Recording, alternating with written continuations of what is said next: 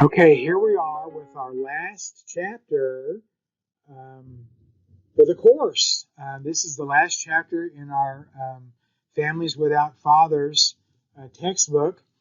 Again, this is a more difficult textbook to read, so get it out and mark in it and write in it and kind of dig into it a little bit. This is chapter 2, the human carnage of fatherlessness. And so the question, as you get into this chapter, is about why is fatherlessness so damaging? So what you want to do is dig around in this chapter and see if you can find some specific research findings that he presents to you in this chapter to answer that question.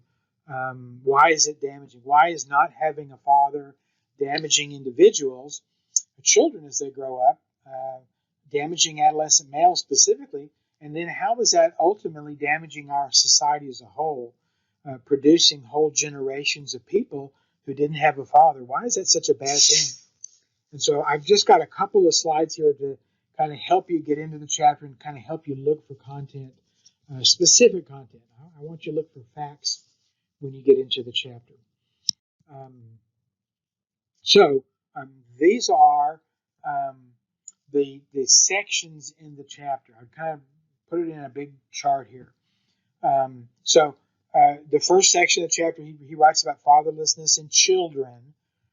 And so see what you can learn about the economic loss. And we've talked about this already a little bit, but what kinds of harm is happening to children simply because the main breadwinner isn't there anymore. And so their economic loss that they experience when divorce happens or when two breadwinners are not there anymore. And so children having to live a less than standard life, or having to move somewhere else, or having to go to a different kind of school simply because dad isn't there anymore. And so what's it like living in a single parent home? And what's the experience of children? We've talked about that. But what's it like for children psychologically and emotionally to experience divorce? They experience it in very different ways than adults do. And oftentimes, just because kids aren't talking about it doesn't mean they're fine with it. Oftentimes, the real devastating experiences of divorce happen to children much later on in their life. So, look in this section, see what kinds of facts you can enumerate here. What kind of facts can you underline or highlight in this part of the chapter? The social science shift, he's addressing why social science really doesn't talk about fatherlessness anymore. And here's two specific studies. These are the authors of those studies.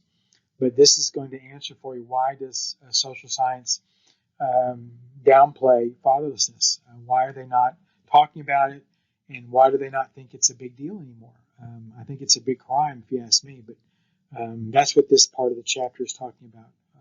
Why did they decide to stop writing about this, talking about this, to stop sounding the alarm bells about it?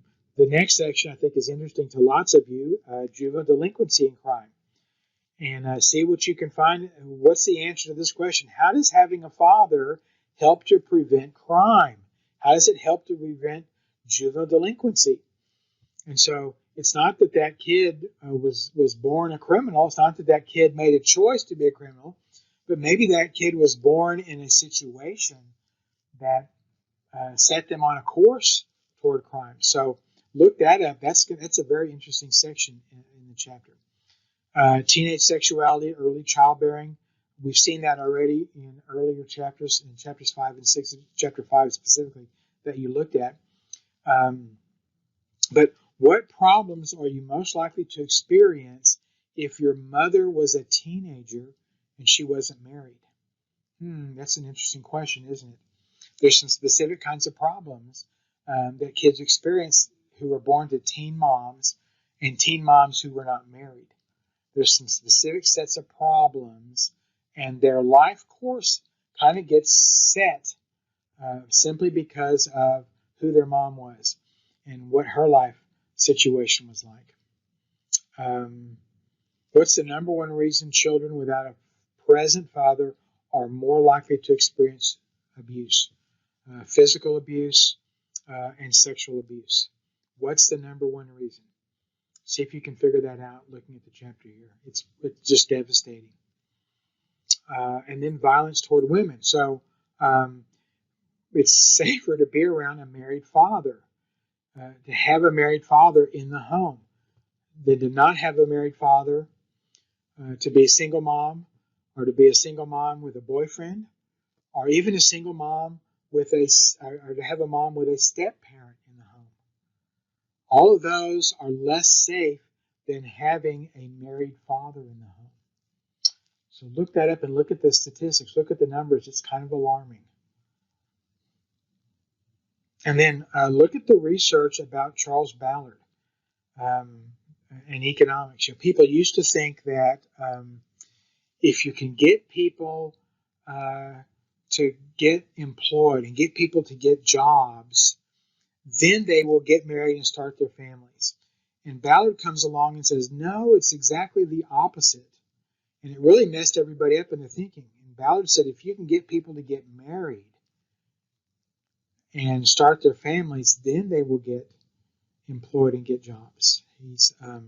He turned it around and said that fatherhood is the starting point. It's very interesting the way he kind of turned things around. So look up Ballard and which comes first, fatherhood or getting a job?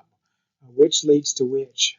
It's a very interesting piece of research here about how important families and fatherhood are in our economic development of neighborhoods.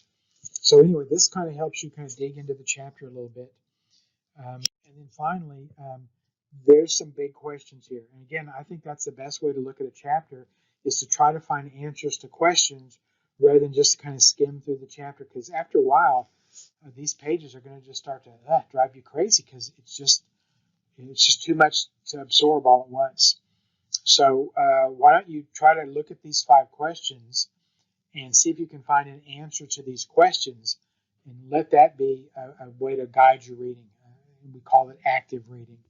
But let this be your mission as you go through the chapter to try to find out an answer to these questions, and let this be your note-taking as you go through the chapter, and write this in your notebook, answers to these questions. And what you're trying to do, I know high school messed you up really bad. You're not trying to come up with the least you can come up with. You're trying to come up with the most you can, because you're trying to learn as much as you can, because you're paying money for college and you're spending years of your life on this. So you want the most you can, not the least you can. You want to put as much in your head as you possibly can and develop as much experience as you can, and so that you can be as much of a success as you possibly can once you finish college and go out into the world of work. That's what you're trying to do. You're trying to become that kind of a person.